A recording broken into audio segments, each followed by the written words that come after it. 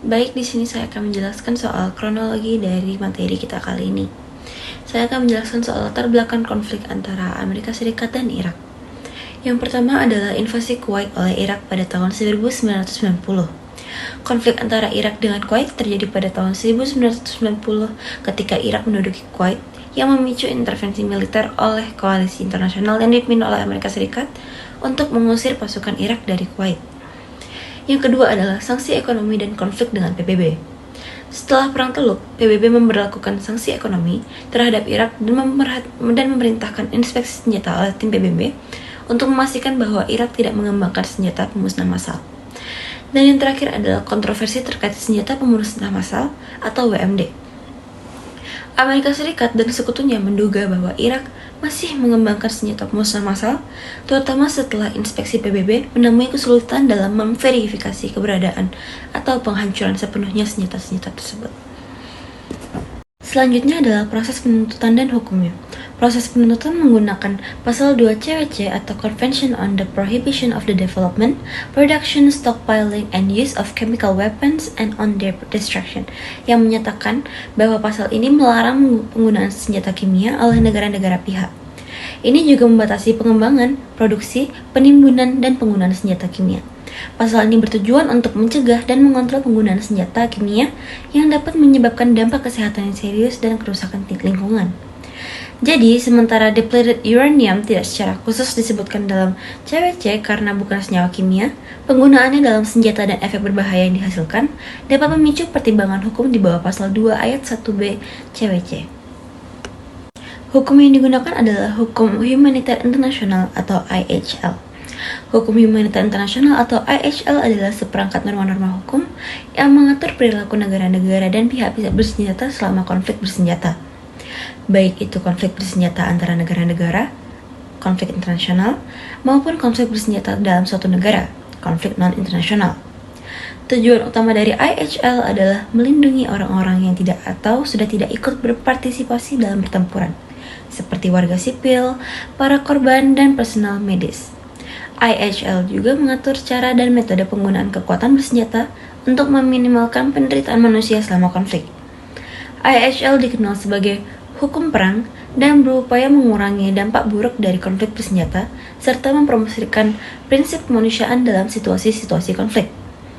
Hal ini mencakup larangan penggunaan senjata kimia, biologi, dan nuklir serta mengatur perlakuan terhadap tahanan perang dan perlindungan terhadap warga sipil. IHL merupakan bagian integral dari upaya untuk meminimalkan penderitaan manusia dan mempertahankan martabat kemanusiaan dalam situasi konflik.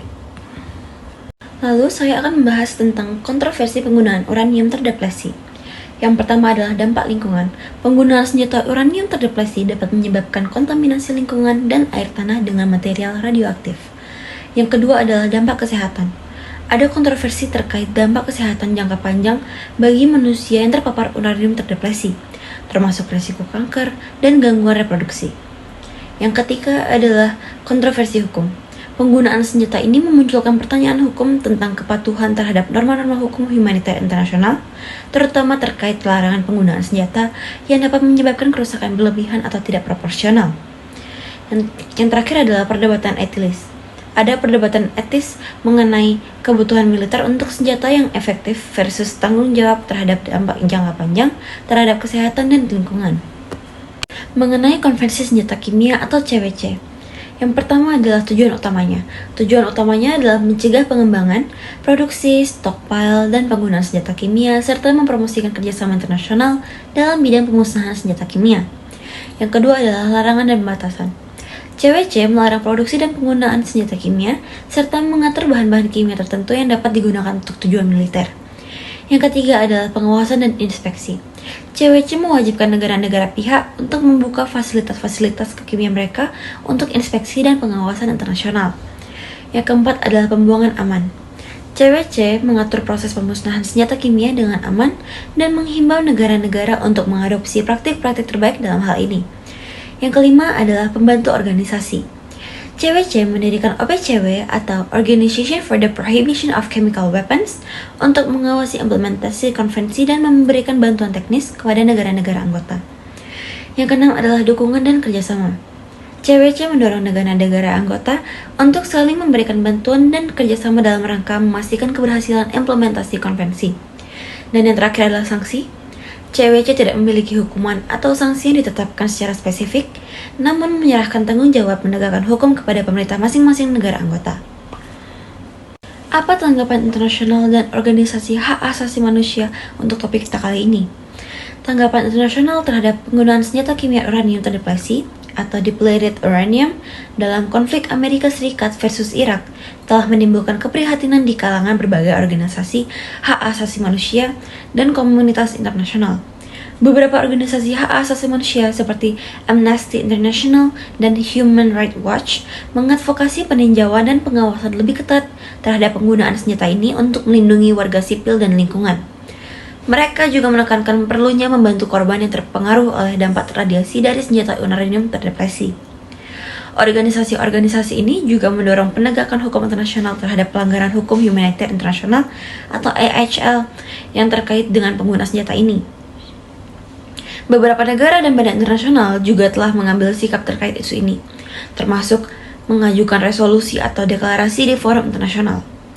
Selain itu, Organisasi untuk Larangan Senjata Kimia atau OPCW telah berperan dalam mengawasi dan menegakkan pelarangan senjata kimia, meskipun uranium terdeplesi tidak termasuk dalam cakupan langsung dari konvensi ini.